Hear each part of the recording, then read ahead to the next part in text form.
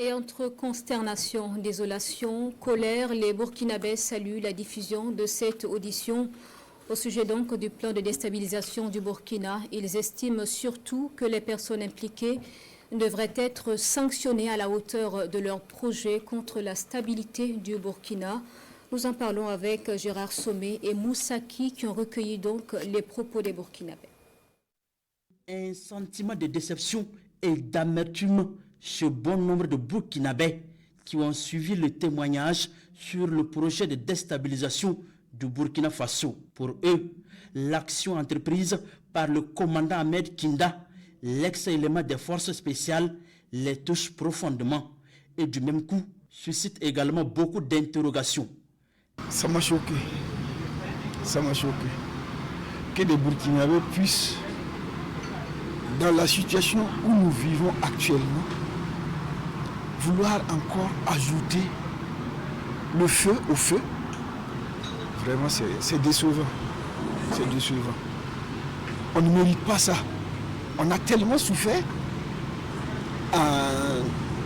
Combien, pratiquement 10 ans qu'on est dans cette histoire. Pratiquement 10 ans. Ça ne fait qu'endeuiller des familles. Il faut qu'on se dise à un moment, il faut arrêter. Certains citoyens voient en cette vidéo la preuve de ce que le gouvernement a toujours dénoncé.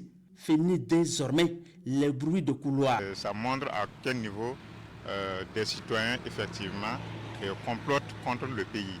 Puisque autrefois on voyait des vidéos qui circulent, mais il y a des contre-communications qui disent que c'est des montages, que c'est ci, que c'est par là. Mais si on diffuse ça à la RTV, tangiblement, de façon patente, tout le monde va croire que effectivement les comploteurs ils sont là et ils veulent effectivement renverser la tendance actuelle. La diffusion de cette vidéo sur le projet de déstabilisation est un choix du gouvernement bien apprécié par des Burkinabés qui souhaitent que Ahmed Kinda et ses complices soient traités à la hauteur de leur forfait. Le gouvernement devait mettre les moyens nécessaires pour que cela ne se répète plus. Si on prend une personne qui veut déstabiliser notre pays, qu'on repart à la source et revoir la peine de mort là, mais pour ramener la peine de mort là.